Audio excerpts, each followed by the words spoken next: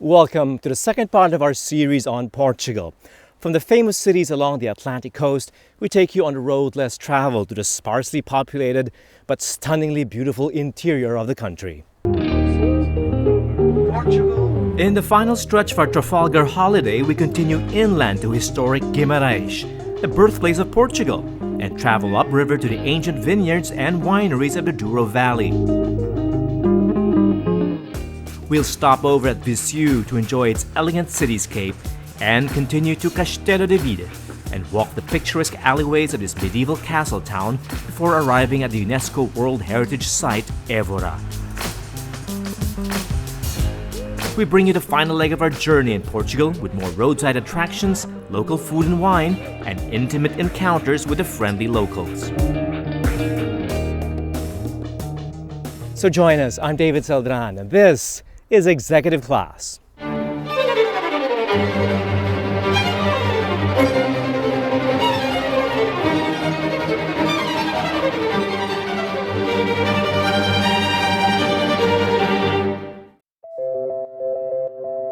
We're back on the road and headed to Guimaraes in Minho, the northernmost region of Portugal.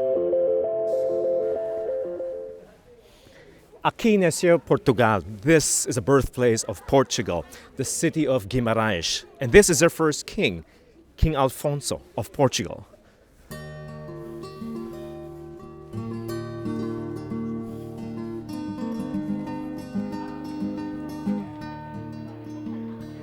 Guimaraes was established by Alfonso Henriques as the first capital of Portugal in the 12th century. The medieval castle that looms over the city was built to protect the young kingdom from invaders.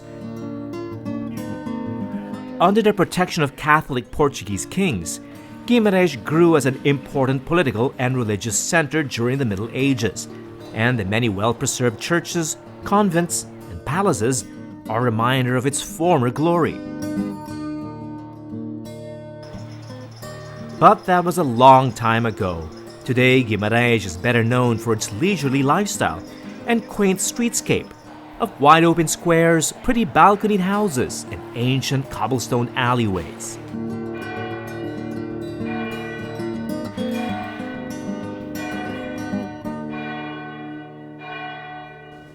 There's usually a bit more life on the streets of Guimaraes, but it's a Sunday, so it's a bit emptied out. Still, it's a beautiful city to explore, even when it's empty.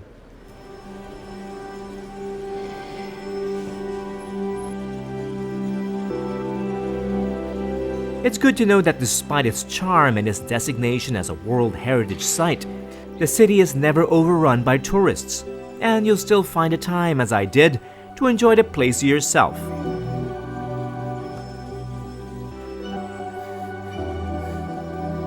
This is Portugal after all, and no morning is complete without your coffee.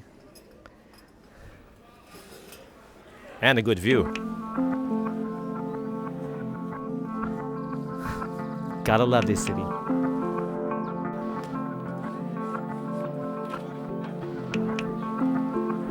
With its wealth of architectural landmarks and tourist amenities, there's enough to enjoy a full day, even two in Portugal's birthplace.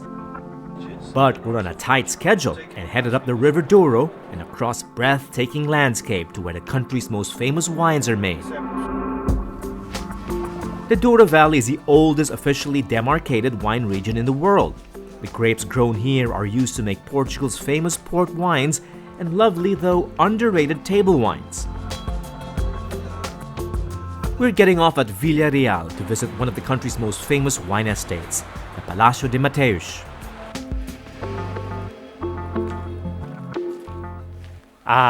This is what people come all the way here for. It's that familiar building, that familiar structure that you see on the label of the Mateus wine bottles. I know because I still remember a bottle in our house. We'd put a candle on it as a decoration. And here it is, right in front of me.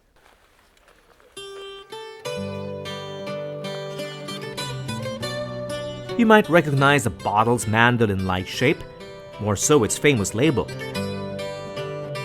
Well, this is the same image found on the label. the grand facade of the Baroque Mateus Palace, as seen when standing at the foot of the reflecting pool, which is so much more spectacular in person. The palace was built in 1745 and remains one of the most impressive Baroque buildings in Portugal. It's considered a national monument. The Italianate gardens are just as stunning, with intricately shaped hedges and pathways that lead you to secret gardens and flower beds.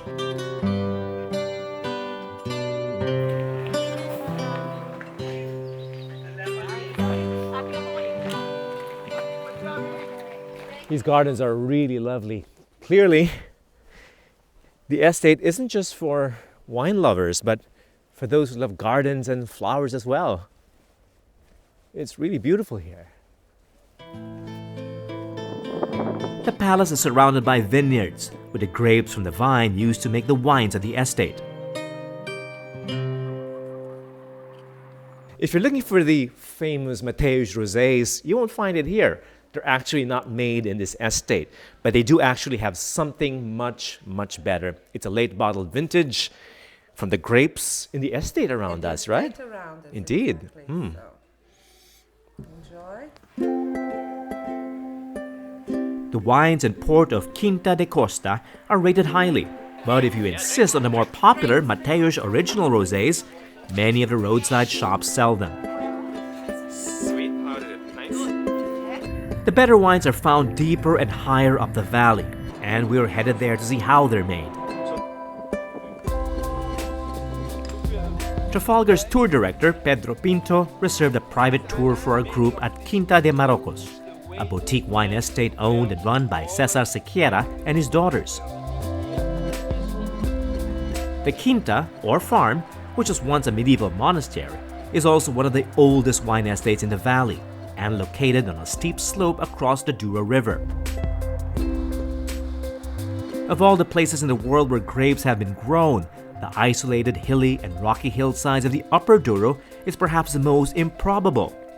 The biggest challenge was keeping the soil on the slope, a feat achieved by building walls of granite and slate across the hillsides, man-made terraces that stretch as far as the eye can see. Despite the obstacles presented by nature, great wines and great port especially have been produced here for centuries.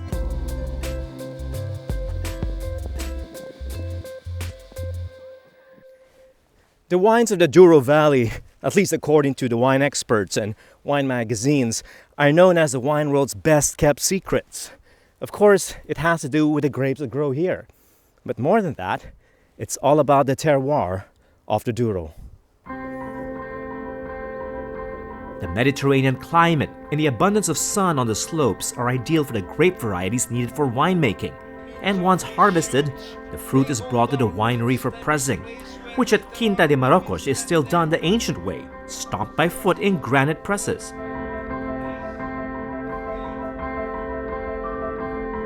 In the cellar, the wine is aged in oak barrels where the wood imbues the estate's award-winning port and red and white wines with their characteristic complexity. Lunch at the estate's dining hall gives us a chance to taste the Sequeira family's prized wines and warm hospitality. Farm-to-table dining isn't a trend here. It's a lifestyle, with recipes passed down through the centuries.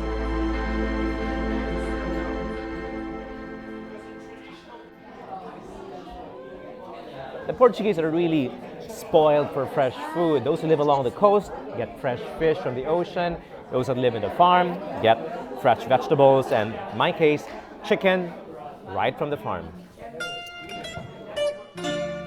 This is how they enjoy their meals in the country, slowly, one freshly cooked dish at a time, with joy and laughter, and yes, lots of wine.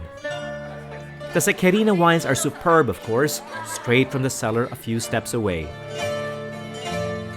Lunch ends with dessert and naturally with port. This late bottled vintage is bottled in this estate, and I can't wait to try it. It's port from 2007, and the sweet fortified wine is gorgeous and perfect with chocolate. Gorgeous too is a view of the valley, which, while the rest enjoy dessert, I decide to escape to.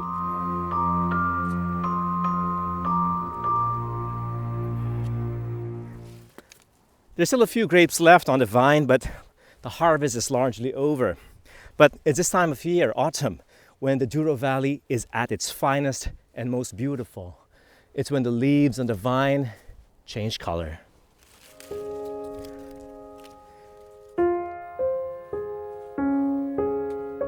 And at sunset especially.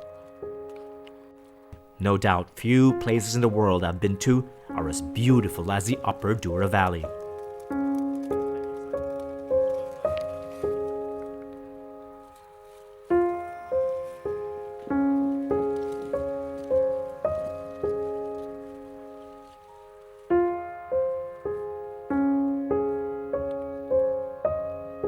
With the sun setting fast, we hit the road again, turning south to the city of Viseu that glows at nighttime.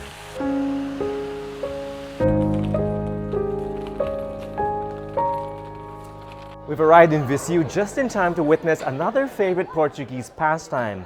It's not food or wine this time, it's football, and tonight is a special match between Benfica and Porto, arch rivals in the Portuguese league.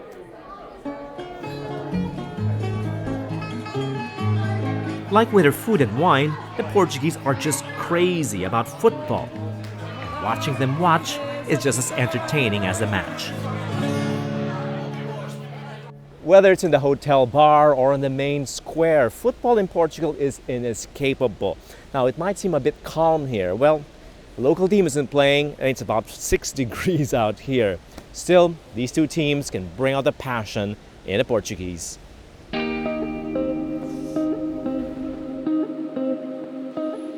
We'll spend the night in Viseu, but when executive class returns, we'll finish our journey through the interior of Portugal with stops at a hilltop castle town, an ancient citadel, and a horse ranch where prized stallions are bred. All that plus more Portuguese food, wine, and memorable moments with the locals when our guided holiday with Trafalgar continues after the break.